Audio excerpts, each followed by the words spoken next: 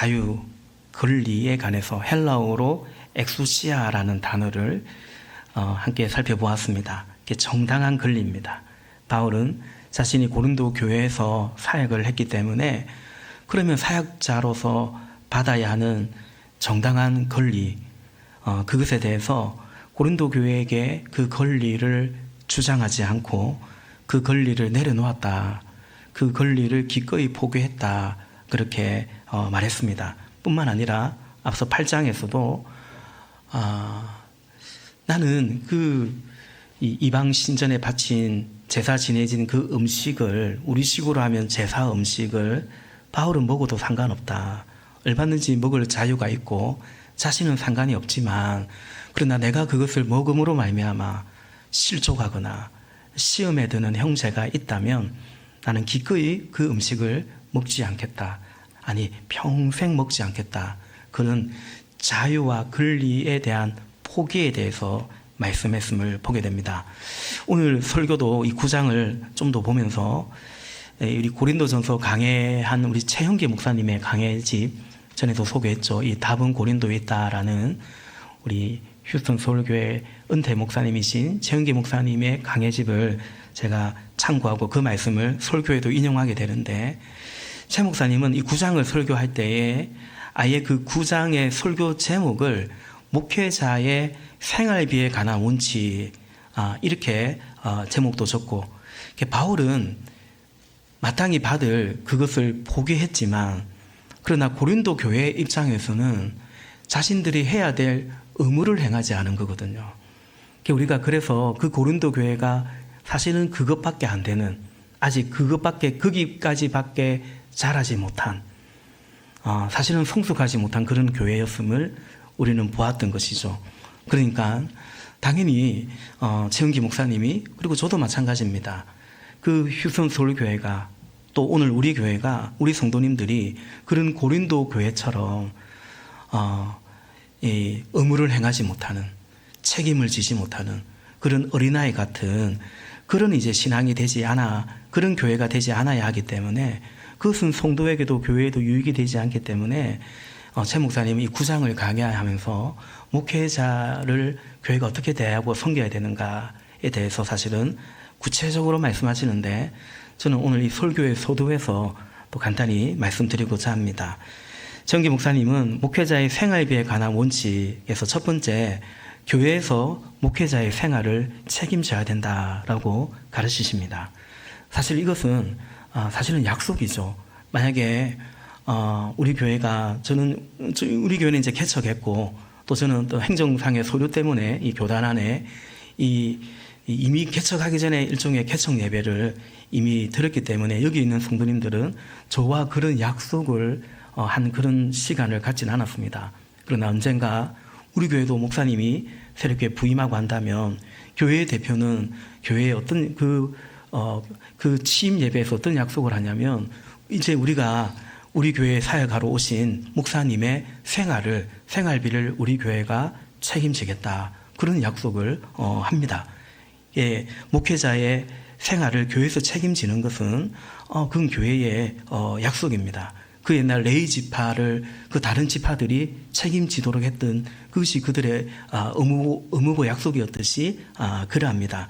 두 번째, 최 목사님은 교회에서 생활을 책임지되 생활할 만큼 충분히 드려라 이렇게 가르칩니다. 그러니까 최저 생계비처럼 그렇게 예우를 하지 말고 또 어떤 분들은 목사님들은 좀 가난해야 이 가난한 신자들 성도들을 좀 이해하지 않겠냐 이런 생각도 하신다고 하는데 그렇게 생각하지 말고 생활하고 사역하는데 지장이 없도록 때로는 어떤 교육을 하고 또 목회 활동을 하는데도 지장이 없도록 할 수 있다면 그렇게 예우를 해라 이렇게 가르치십니다.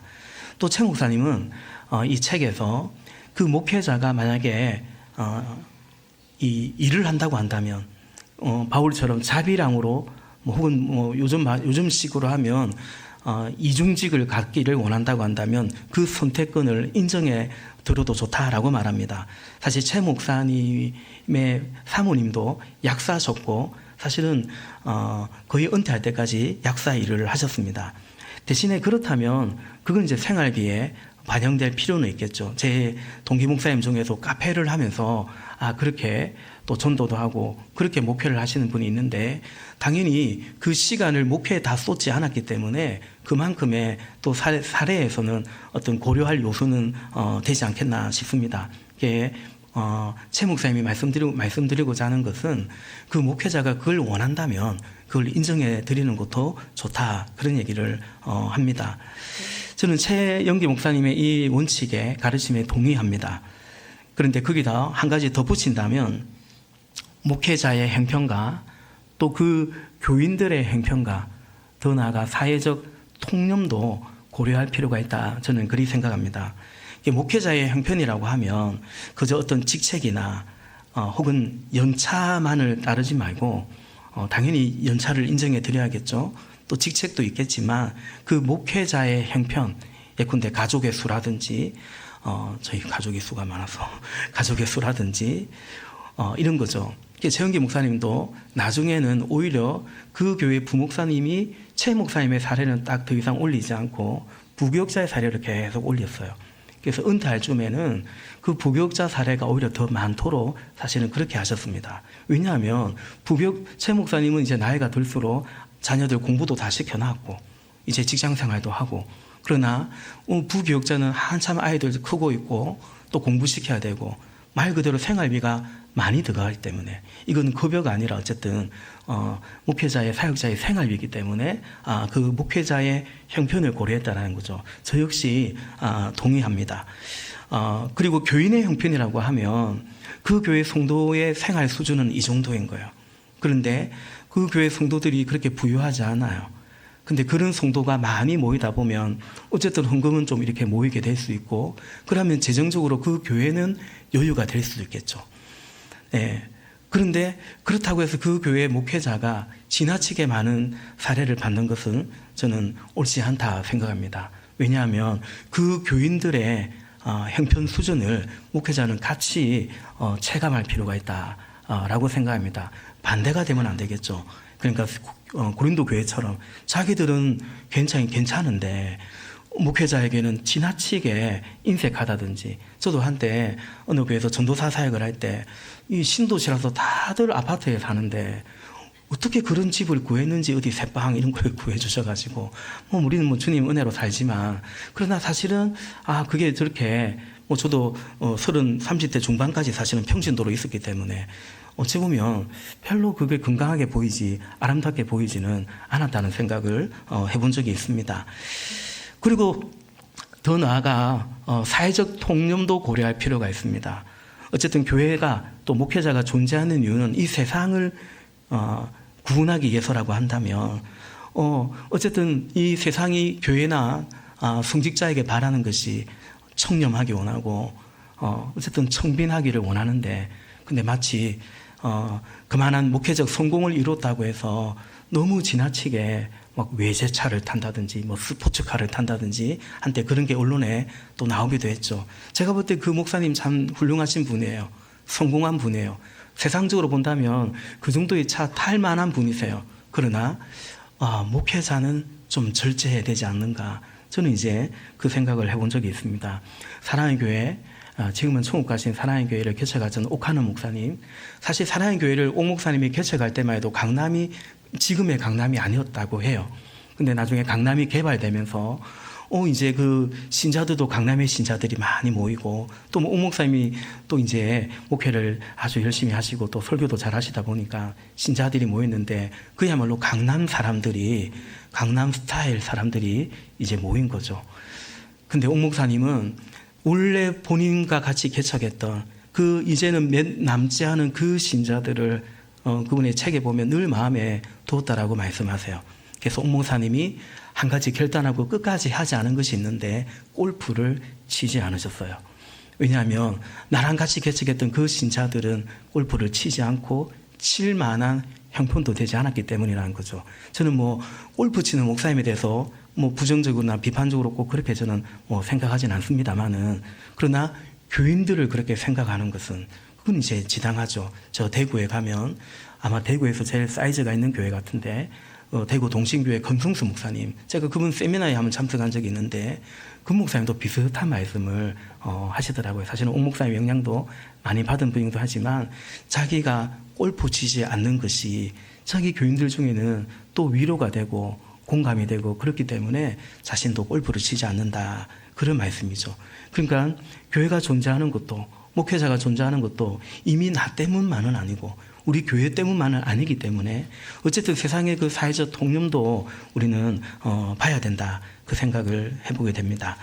자, 9장에서 우리가 이 바울의 건립 포기도 봤지만 지난주에도 말씀드린 것처럼 고린도 교회의 이 부족함과 연약함, 더 나아가 굉장히 철부지 같은 그런 모습들도 우리가 보았듯이 동시에 우리는 그 모습이 우리에게도 있지 않는가, 우리 교회도 보면서 볼 필요가 있다고 말씀을 드렸듯이 이제 9장에서 바울의 건립 포기, 다시 말하면 고린도 교회가 해야 될 의무에 관해서 또 최 목사님 말씀을 중심으로 잠깐 살펴보았습니다. 지난주에도 그런 말씀 드렸죠. 건립 포기는 사실상 더 좋은 것에 대한 선택이다. 그러니까 내가 뭐 어쩔 수 없이 이거 포기해야 되고 내려놔야 되고 희생해야 되고 꼭 그것만이 아니라 외형적으로는 그럴 수 있지만 그러나 사실은 내가 더 좋은 가치를 선택하는 거다. 다시 말하면 이제 그것이 가능해진 것이다. 그렇게 말씀을 드렸죠. 오늘 본문 26절에 보면 목표라는 단어가 나옵니다. 26절, 그러므로 나는 목표 없이 달리듯이 달리기를 하는 것이 아닙니다. 나는 허공을 치듯이 권투를 하는 것이 아닙니다. 아멘. 여러분, 우리가 막 열심히 살아요. 막 달려요. 근데 바울이 말하기를 목표 없이 다름질하지 않는다는 거죠. 막 이래저래 휘두르는데 근데 마치 타켓도 없이 어디다 주먹을 휘두르는지 어디다 화살을 쏘는지 그 간역도 제대로 모른 채 그렇게 하지 않는다. 분명한 목표가 있다 말씀하고 있죠. 여러분, 우리가 예수님 믿을 때 우리 삶에 예수님 믿으면서 누리는 축복, 변화 중에 하나는 목표가 생기는 겁니다. 목표가 생기고 혹은 목표가 달라지는 것입니다. 한마디로 무엇을 할지 그리고 어떻게 해야 할지 그것을 알게 됩니다. 우리 교회는 어쨌든 젊은 분들이 이제 있는데 우리 청년들의 고민은 나 뭐 하냐? 예수 믿어도 마찬가지죠. 나 뭐 할까? 또 그거 어떻게 할까? 그거죠. 이걸 찾기까지는 우리 인생은 어쩌면 방황이라고 할 수 있습니다. 예수님 믿으면 나 뭐 할지 어떻게 살지를 이제 찾게 됩니다. 그래서 더 이상 방황하지 않는 인생이 됩니다. 그럼 배가 저 바다에 떠다녀도 목적지를 향해서 가는 배는 운항을 하고 있는 것이고 어디로 가야 할지 모른 채 떠다니는 배는 어쩌면 표류하고 있는 것처럼 사실은 그렇습니다. 여러분, 우리는 이 세상 속에서 부름을, 건짐을 받았는데 세상은 뭡니까? 세상은 싸움터 같죠. 한 주간도 참 치열하게 싸우다가 오셨지 않습니까? 전에도 말씀드린 적이 있는데 세상은 어떤 싸움인가? 세상은 밥그릇 싸움이에요. 밥그릇 싸움이에요. 더 나아가 자존심 싸움입니다. 마태복음 6장에서 예수님이 무엇을 먹을까, 마실까, 입을까, 이방 사람들은 그렇게 살아간다고 했습니다. 세상은 그런 거예요. 근데 예수님이 탄식하셨듯이 믿음이 적은 자들아 말씀하셨듯이 예수 믿어도 믿음이 적으면 믿음은 있는데 이방인들 세상 사람처럼 거기서 살아갑니다. 밥그릇 싸움하고 살아가는 거죠. 제가 전에 그런 말씀 드렸죠. 우리가 예수 믿고 어지간히 믿어도 여기에서 우리가 헤어나오지 못한다. 자유롭게 어렵다. 그런 말씀 드립니다. 말씀을 드렸죠. 그러니까 하나님의 그 통치 가운데 하나님과의 관계에 우리가 깊이 또 풍성이 거해야 우리가 세상 속에 살아갈 때 그냥 밥그릇 싸움, 더 나아가 자존심 싸움, 여기에서 우리가 헤어놓을 수 있다. 그런 말씀을 드렸죠. 세상은 밥그릇 싸움이에요. 유치하게 밥그릇 싸움 하는 사람이 있고 좀 고상하게 뭔가 좀 배운 사람들은 또 이른바 뭐 전문직 이런 사람들은 좀 고상하게 그러나 밥그릇 싸움을 하는 거죠.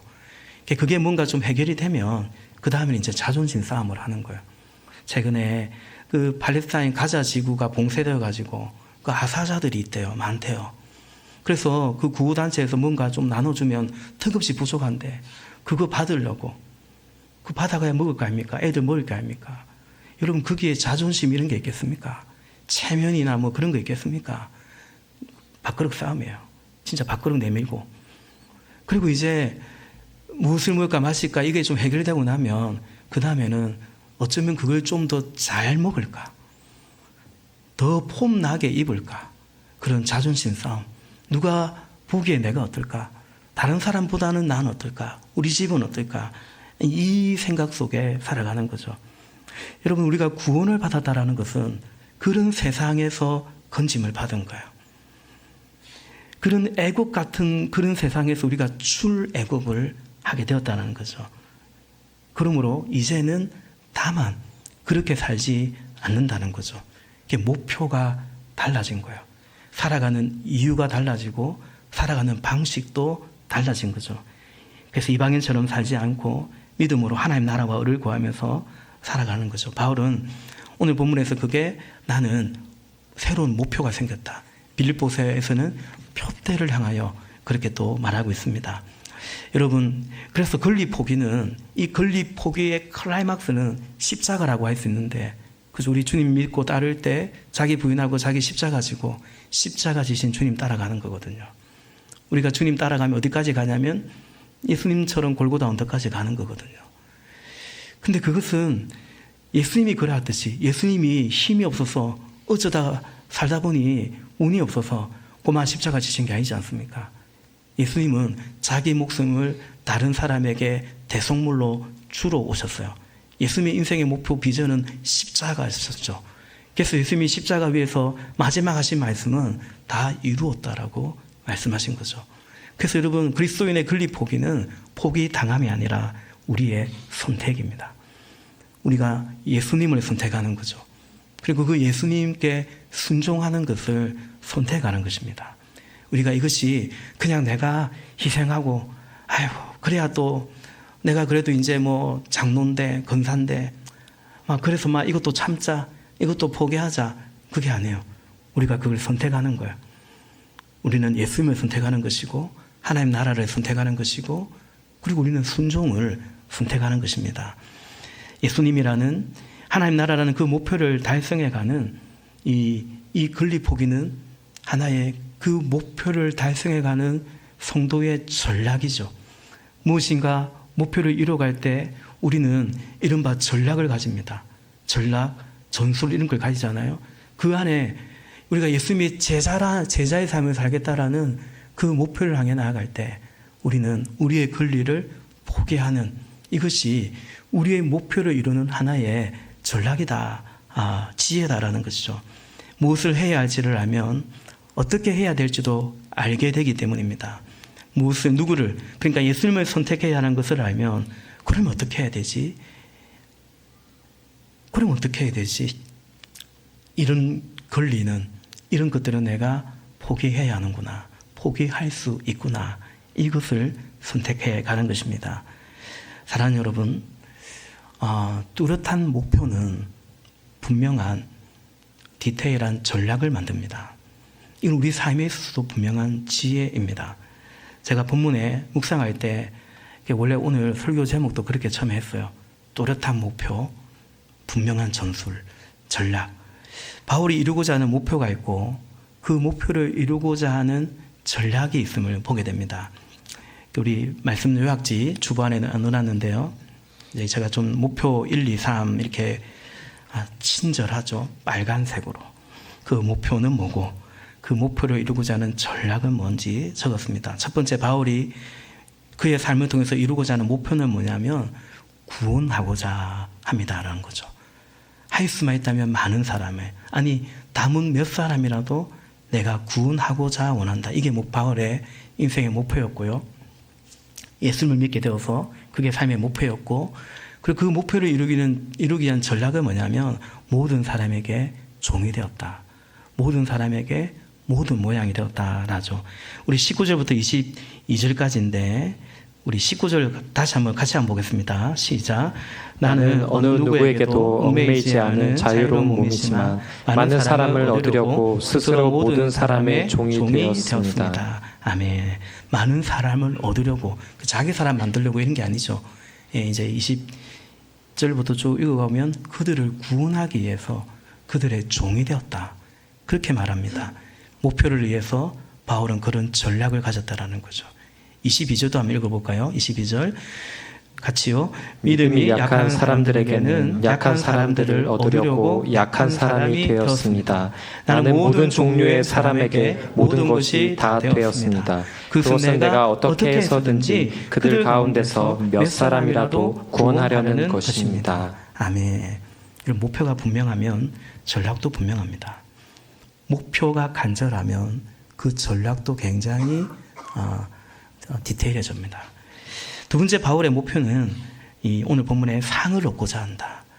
썩지 않을 올개간을 얻고자 한다. 그런 목표를 말하고 그것을 이루기 위한 전략은 뭐냐면 모든 일에 절제하고자 한다라고 말하죠. 우리 24절 같이 읽어보겠습니다. 경기장에서 달리게 하는 사람들이 모두 달리지만 상을 받는 사람은 하나뿐이라는 것을 여러분은 알지 못합니까? 이와 같이 여러분도 상을 받을 수 있도록 달리십시오. 25절도 경기에 나서는 사람은 모든 일에 절제를 합니다. 그런데 그들은 썩어 없어질 월계관을 얻으려고 절제를 하는 것이지만 우리는 썩지 않을 월계관을 얻으려고 하는 것입니다. 아멘. 언젠가 제가 수요 예배 때 절제 얼마 전에 말씀드린 적이 있는데, 절제는 고마 아끼고 이게 절제가 아니라 할 건 하고 안 할 것은 안 하는 게 절제다. 그런 말씀 드렸죠. 침묵이 금이다 이게 아니고요. 절제는 할 말은 하고 하지 않을 말은 하지 않는 거 쉽지 않겠죠. 물질도 그냥 전략이 무조건 미덕이 아니고 쓸 때는 쓰고 쓰지 않을 것은 쓰지 않는, 이것이 이제 절제죠. 이건 제가 성경에서 말하는 절제이기도 하고 우리말 사전에 봐도 그렇게 제가 그걸 확인하고 놀랐는데 우리말 사전에도 절제가 그렇게 설명되어 있습니다. 구체적으로 절제는 에너지를 아끼고 조절하는 것입니다. 그런데 이것은 목표가 또렷해야 간절해야 가능합니다. 절제는 쉽지 않습니다. 그래서 절제가 왜 잘 안 되냐면 그 절제를 통해서 내가 이루고자 하는 목표, 그 목적이 명확하지 않기 때문에 절제가 잘 되지 않은 것도 사실입니다.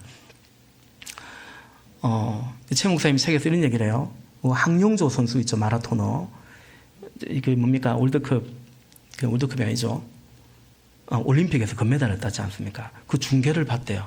중계를 봤는데 쭉 뛰는데 그 2시간 정도 하는 걸 어떻게 다 보고 있겠습니까? 딱 뛰는데 하여튼 선두에서 이 레이스 초반에 어떤 선수가 이렇게 선두 그룹에 있더래요. 근데 그 중계를 해설하는 분이 이제 전문가죠. 해설하는 분이 저 선수가 뛰는데 불필요하게 고개를 까딱까딱 한다는 거예요. 근데 그냥 보통 사람이 볼 때는 그게 보이지도 않을 건데 이제 전문가 눈에는 보이는 거죠.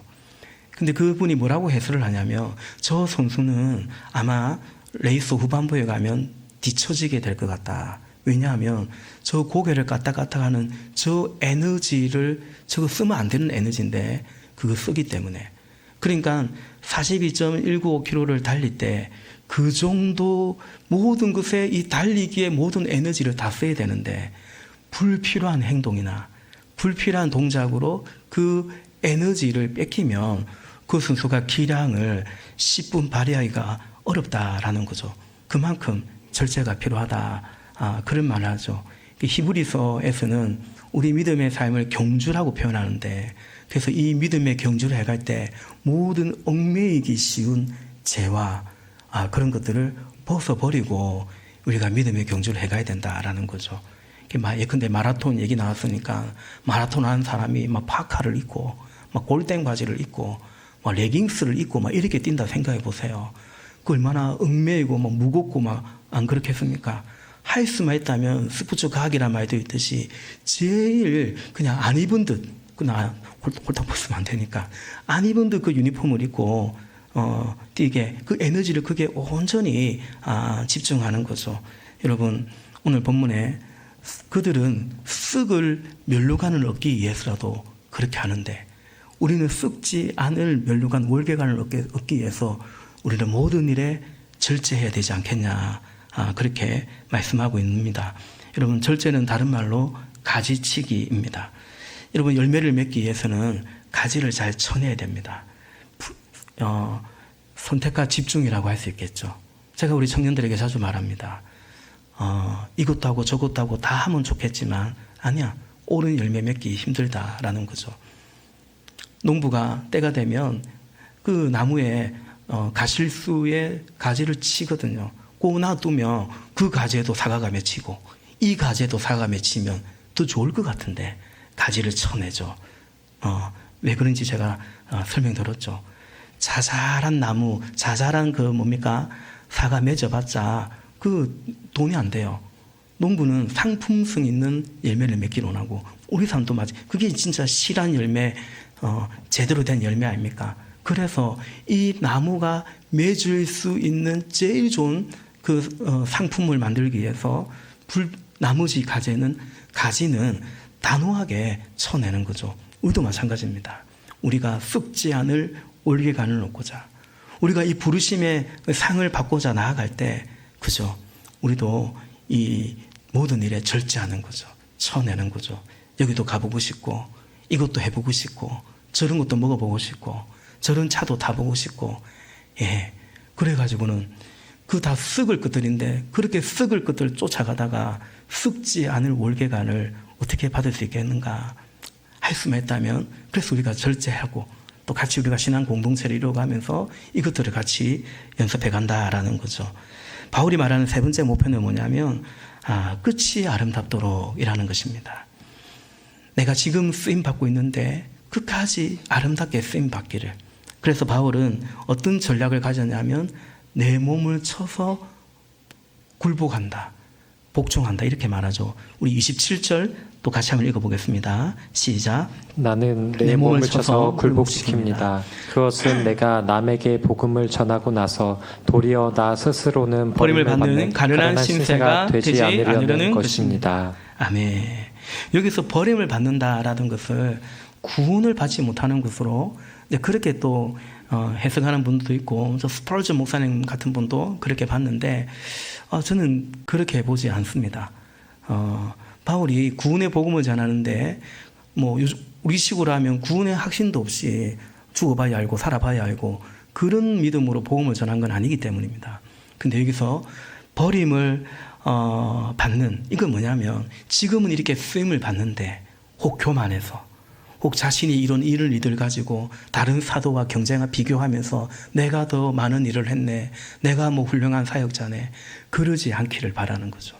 그리고 나는 뭔가 이루었다 할 것도 없이 여전히 모든 일에 절제하고 내 몸을 쳐서까지라도 복종해가는, 그래서 끝까지 주님 부르시는 그날까지 쓰임 받기를 원하는 그 이제 사역자의 종의 고백인 거죠. 실제로 바울이 제일 마지막 쓴 그 유서 같은 편지인 디모데후서 그 중에서도 제일 마지막 장에 바울이 이 고백을 하죠. 내가 달려갈 길을 다 마치고 내가 선한 싸움 다 싸우고 믿음을 지켰다라는 거죠. 그래서 이제 의의 면류관이 나에게 예비되어 있다. 나뿐만 아니라 함께 이 길을 가는 우리에게도 그 면류관이 예비되어 있노라 말하는 거죠. 달려갈 길을 다 마칠 때까지, 선한 싸움 다 싸울 때까지 바울이 어떻게 했냐면 자기를, 내 몸을 쳐서, 이 몸이 내 마음대로 안 되잖아요. 그럴 때는 몸을 치는 거예요. 어떤 장치 안에 들어가는 거예요. 제가 종종 그런 말씀 드렸죠. 하루에 성경 몇 장 읽겠다. 읽어지면 읽는 게 아니라 몇 장 읽겠다. 내 아침에 기도하면 1시간 한다. 저는 그렇게 합니다. 그게 일종의 내 몸을 치는 거죠.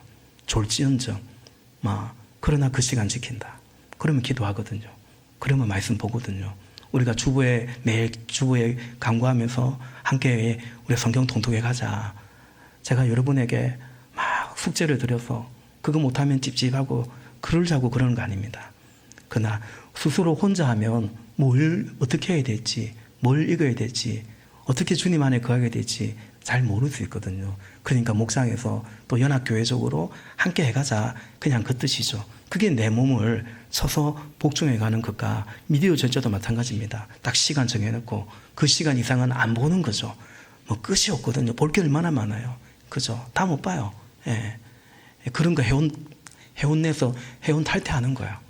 뭐 특정 걸 제가 좀 그렇지만 대면은 그렇지만 우리 교회가 제가 뭐라고 특정 걸 대도 되겠죠.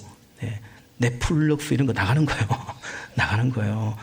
쿠팡 이런 거 나가는 거예요. 예. 그 계속 그 끝이 없잖아요.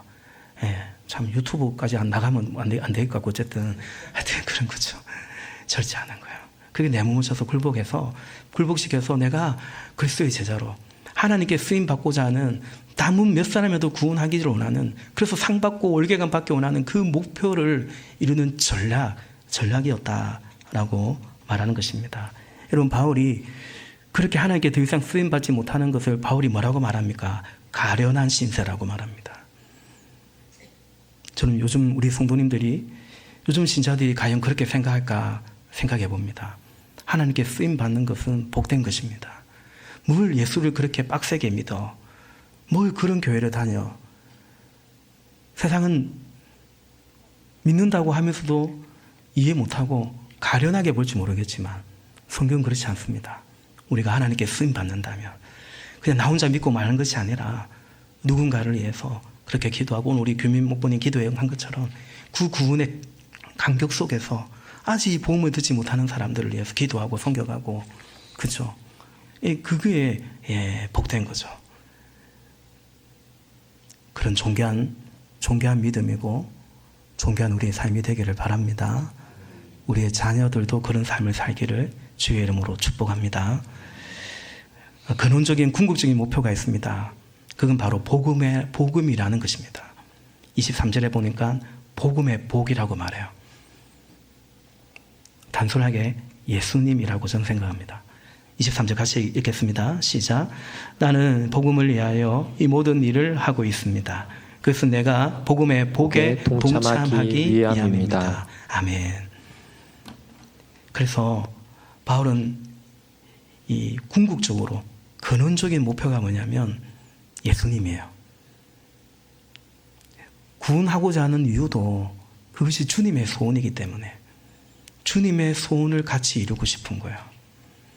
월계가 아니고 상이고, 우리 24장로들, 요한계시록 보면 24장로들이 그 면류관 다 보좌 베내로 놓잖아요. 그걸 우리가 사실은 탐하는 게 아니죠. 예수님이면 충분한 거예요. 그분이 우리의 상이에요. 그러나 주님은 우리에게 상을 주실 거예요. 상급을 주실 거예요. 월계관을 씌워 주실 거예요. 상급을 받는 이 바울이 말하는 것처럼 그런 부끄러운 구원이 아니라, 불 속에서 그냥 근근히 구원받는 그런 구원이 아니라 하늘의 상급을 얻는 그런 우리의 구원이고, 바로 그 예수님이 우리의 상이다. 신랑이 주는 기쁨이 아니라 신랑이신 예수님이 나의 기쁨이다. 바로 지금 그 얘기를 하고 있는 거죠. 근데 그러기 위해서 어떤 전략을 쓰냐면, 나는 철저히 예수의 종 되어서 모든 사람의 종이 되고자 했다라고 말합니다. 여러분, 예수님의 종입니다. 예수의 종은 오늘 바울의 고백처럼 사람의 종이 되는 겁니다. 사람의 종으로서 사람의 종이 아니라 예수의 종으로서 사람의 종이 되는 거죠. 예수님 어디 계십니까? 예수님 어디 있냐고요? 우리가 예수님 어떻게 섬기냐고요? 그죠? 예수님께서 저 지극히 작은 자 하나에게 그 찬물 한 그릇 대접한 거, 그거 나에게 한 것이라고 얘기했습니다. 누구든지 내 이름으로 그렇게 선지자를 대접하면 그 상을 받겠다고 말씀하신 거죠. 우리가 어제도 그 개척한 지 1년 된 교회 우리가 여름 선교학교 같이 섬겨줬습니다. 우리가 언제 봤다고, 그 교회 뭘 안다고 그죠? 예수님 때문이죠. 저 촌에 가서 시골에 어르신들 우리 가서 막 침도 놔드리고 안마도 해드리고 게임도 해드리고 염색도 해드리며 초대하고 그분들에게 복음을 전하려고 합니다. 예수님 때문입니다. 영혼 구원이라는 것을 우리가 사모하는 이유도 주님이 원하시기 때문이고, 그죠?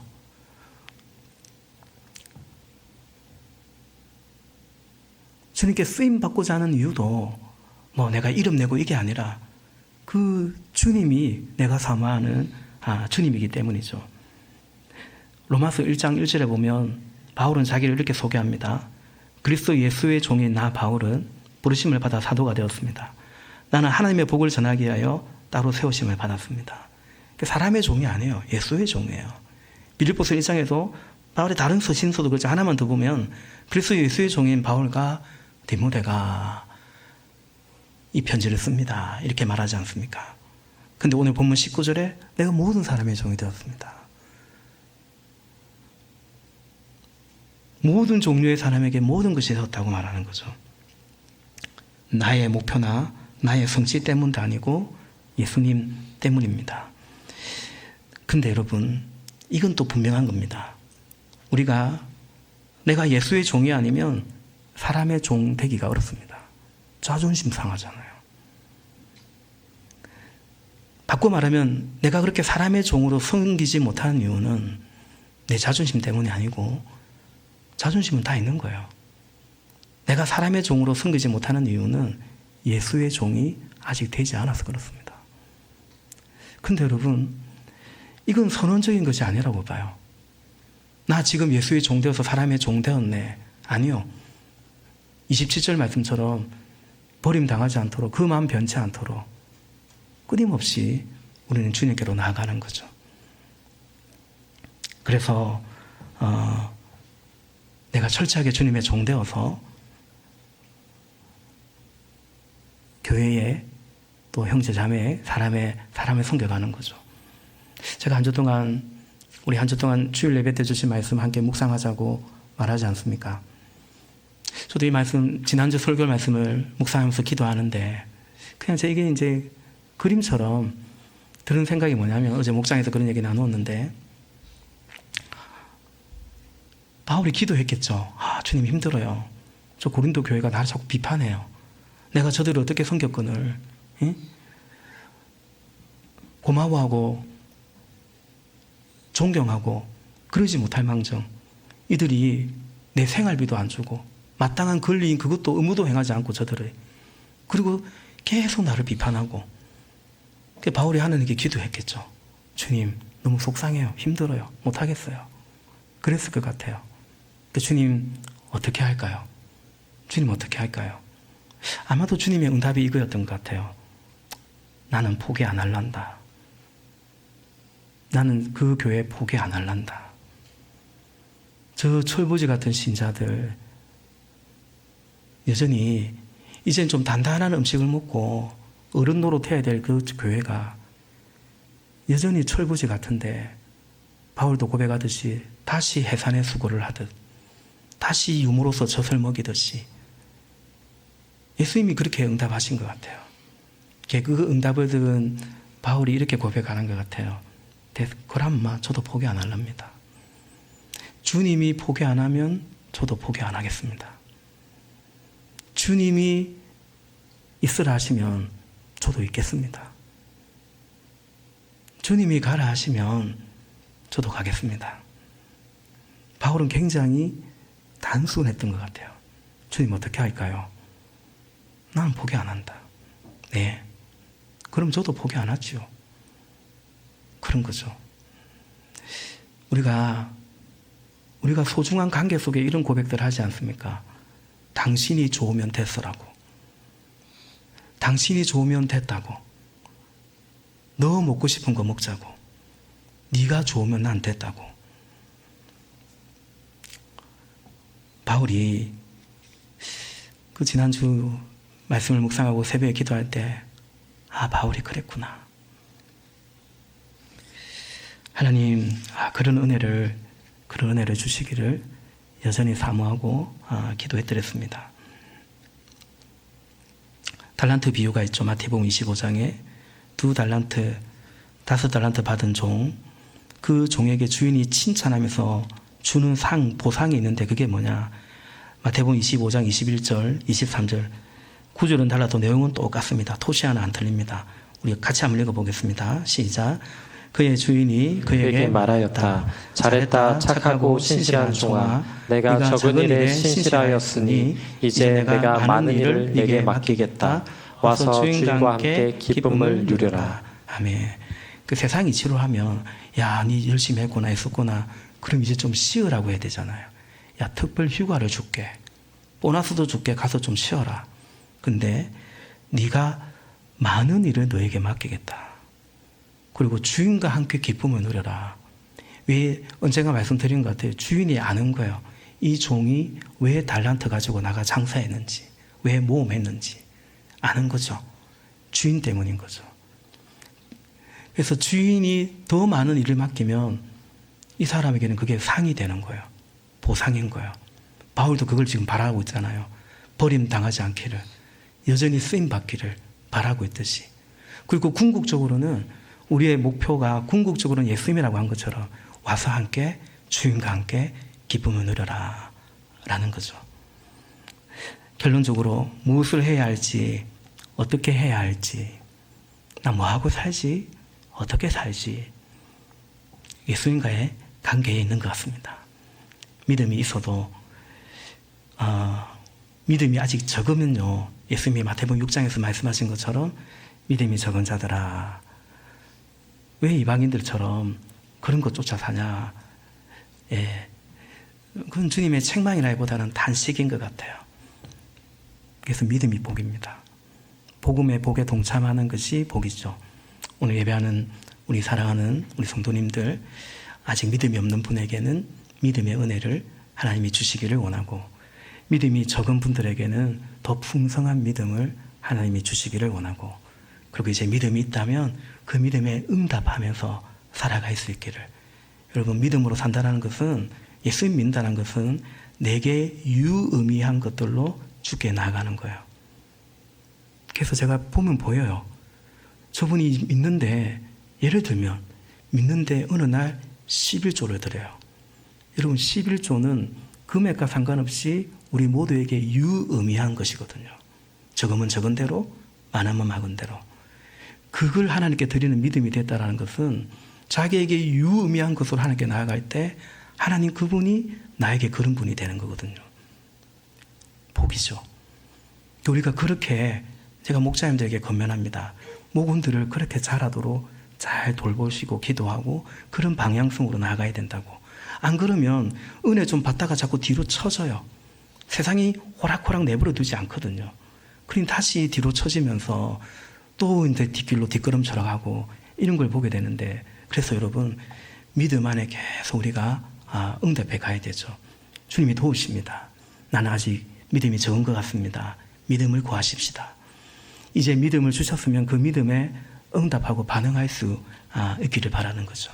그러면 이 세상에 예수님 믿음으로 말미암아 밥그릇 싸움, 자존심 싸움, 이 세상에서 우리를 구원해 주셨기 때문에 우리 더 이상 그런 곳으로 내 삶을 살지 않고, 그죠? 그 삶을 살지 않고 우리 안에 목표가 생기고 목표가 바뀌고 또 그걸 향한 구체적인 전략도 생겨서 우리의 삶이 구체적으로 주님을 경험하고 복된 삶이 되는 거죠. 사랑하는 여러분, 이 복음의 복에 함께 동참하시길 예수님 이름으로 축복합니다. 기도하겠습니다.